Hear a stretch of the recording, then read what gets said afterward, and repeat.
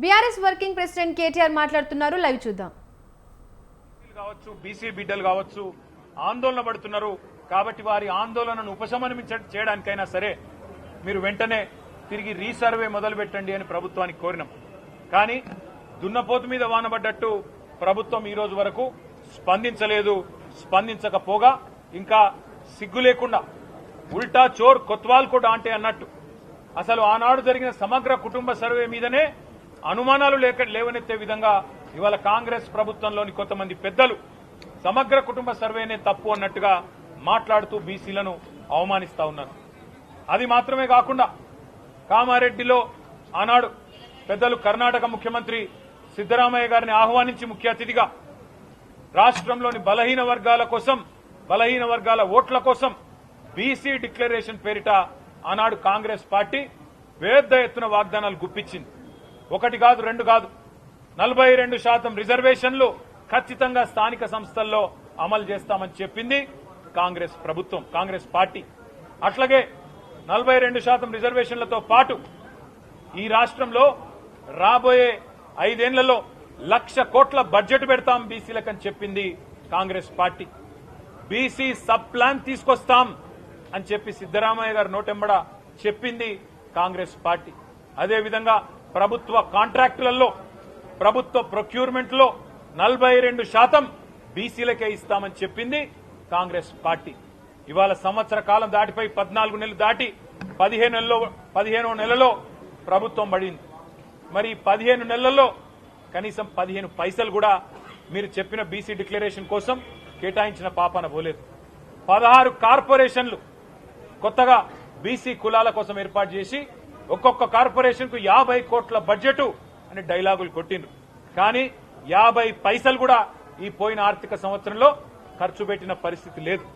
ఈ అన్ని విషయాలు ఇవాళ తెలంగాణ రాష్ట్రంలో ఉండే బలహీన వర్గాల ప్రజల ఆందోళనను దృష్టిలో పెట్టుకుని బీఆర్ఎస్ పార్టీ యొక్క బీసీ సెల్ అధ్యక్షులు పెద్దలు ముషీరాబాద్ ఎమ్మెల్యే ముఠా గోపాల్ గారి అధ్యక్షతన ఇవాళ ఒక విస్తృత స్థాయి సమావేశం జరిగింది. అందులో చాలా విషయాలు చర్చకు రావడం జరిగింది. ఇవాళ ప్రాథమికంగా అనుకున్నది ఏంటి అంటే ఈ సమావేశం ద్వారా రాష్ట్ర ప్రభుత్వాన్ని బీఆర్ఎస్ పార్టీ డిమాండ్ చేస్తున్నది, నువ్వు మొట్టమొదలు ఈ రాష్ట్రంలోని బీసీ ప్రజలను క్షమాపణ అడుగు రేవంత్ రెడ్డి గారు అని డిమాండ్ చేస్తా ఉన్నాం. 5.5% జనాభా తగ్గించి దాదాపు 22 లక్షల మందిని ఉన్నవాళ్లను లేనట్టుగా చిత్రీకరించే దుర్మార్గం ఏదైతే రేవంత్ రెడ్డి చేసిండో దానికోసం వెంటనే ఈ రాష్ట్రంలోని బీసీలను రేవంత్ రెడ్డి క్షమాపణ కోరాలని చెప్పి మేము డిమాండ్ చేస్తా ఉన్నాం. రెండవది, నీ కులగణన పూర్తి తప్పుల తడక, నీ పూర్తి అశాస్త్రీయం, అసంబద్దం, అర్ధరహితం. ఈ మాట మేం మాత్రమే కాదు, రాష్ట్రంలోని బీసీ సంఘాలు అంటున్నాయి. స్వయంగా మీ కాంగ్రెస్ పార్టీ ఎమ్మెల్సీ కూడా ఇది చిత్తు కాగితంతో సమానం, దీన్ని కాలబెట్టినా తప్పులేదని కాలబెట్టి. అందుకే మేము బీఆర్ఎస్ పార్టీగా డిమాండ్ చేస్తున్నాం, వెంటనే రీసర్వేకి ఆదేశించు. 15 రోజుల నెల రోజుల తీసుకొని వెంటనే రీసర్వేకి ఆదేశించి సరైన లెక్కలు తేల్చండి. మేమందరం కూడా చొరవ తీసుకుంటాం.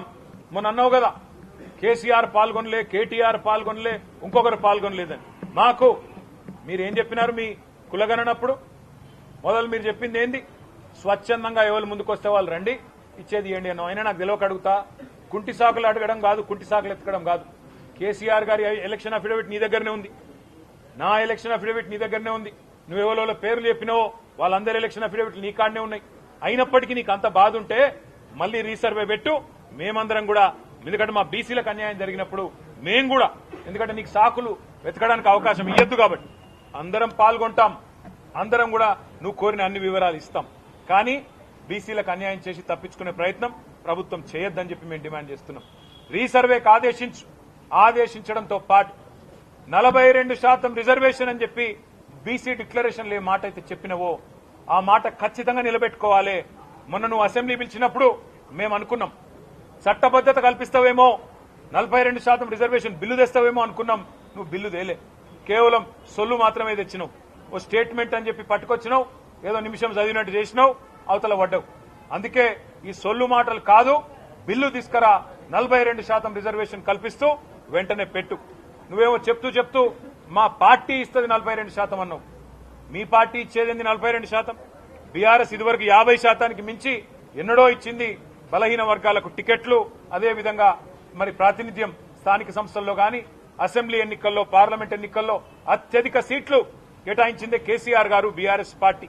మొన్న పార్లమెంట్ ఎన్నికల్లో 12 జనరల్ సీట్లుంటే ఎస్సీ ఎస్టీ కాకుండా ఈ రాష్ట్రంలో అందులో 6 అంటే 50% బలహీన వర్గాలకు కేటాయించింది బీఆర్ఎస్ పార్టీ.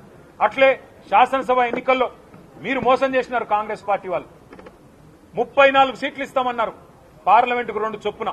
కానీ మీరు అల్టిమేట్ గా ఇచ్చింది 19. ఆ 19లో కూడా ఓల్డ్ సిటీలనే 5 ఇచ్చింది.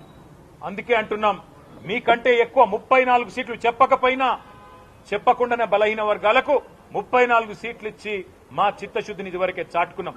మాకు నీ సర్టిఫికెట్ అవసరం లేదు. కానీ ఈ రాష్ట్రంలోని బలహీన వర్గాల ప్రజల ఆందోళన, ఈ రాష్ట్రంలోని బలహీన వర్గాల ప్రజల ఆవేదన అర్థం చేసుకున్న పార్టీగా రేపటి నుంచి మండలాల వారీగా, నియోజకవర్గాల వారీగా, జిల్లా కేంద్రాల వారీగా మొదలు భావజాల వ్యాప్తిని, అంటే బీసీలకు జరుగుతున్న అన్యాయం మీద మా పార్టీ నాయకులు, ఇతర బీసీ సంక్షేమ సంఘాల నాయకులతో వెంటనే ప్రెస్ మీట్ల ద్వారా ప్రజలను జాగృతం చేసే ప్రయత్నం విస్తృతం చేస్తాం.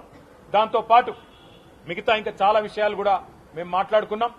ఏ రకమైన కార్యాచరణ ఉండాలి, ప్రభుత్వం దిగిరాకపోతే మొండి వైఖరితో గనక రిజర్వేషన్లు ఇవ్వకుండానే బీసీల గొంతు కోసి స్థానిక సంస్థల ఎన్నికలకు పోతే ఏం చేయాలనే విషయంలో లోపల చాలా మాట్లాడుకున్నాం.